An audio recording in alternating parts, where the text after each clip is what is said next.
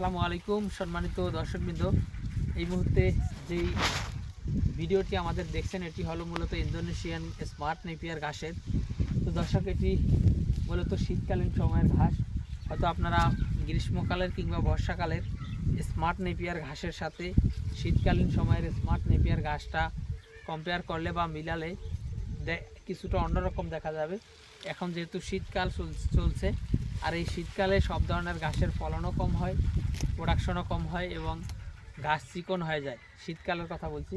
তো দর্শক, অন্যান্য ঘাস জারা বা পাকচন বা লাল পাকচন বা এলিফ্যান্ট হাইব্রিড এইসব ঘাস কিন্তু ফুল এসে যায় এদিকে।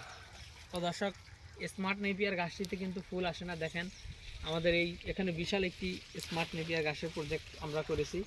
এখানে কিন্তু এখনও কোনো ঘাসে কিন্তু ফুল আসেনি। দর্শক, দেখতে পাচ্ছেন যে যদিও আপনার এই ঘাসে আপনার পাতাগুলি কিছুটা চিকন হয়েছে, অন্যান্য গ্রীষ্মকাল কিংবা বর্ষাকালের থেকে পাতাটা চিকন হয়, কিন্তু আপনার ফলন কিন্তু হয় যথেষ্ট পরিমাণে।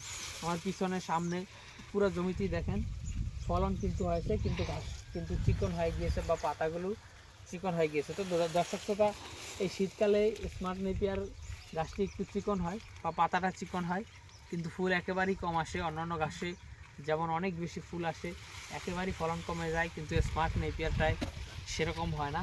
তো দর্শক দেখেন কেমন হয়েছে। আমরা আজকে শীতকালীন সময়ে স্মার্ট নেপিয়ার ঘাসের কিছু বৈশিষ্ট্য তুলে ধরার চেষ্টা করলাম। তো দর্শক, আপনারা যদি এই ঘাসের কাটিং রোপণ করতে চান বা এই ঘাসের কাটিং সংগ্রহ করতে চান, তাহলে আমাদের স্ক্রিনে দেওয়া নম্বরে আমাদের সাথে যোগাযোগ করতে পারেন।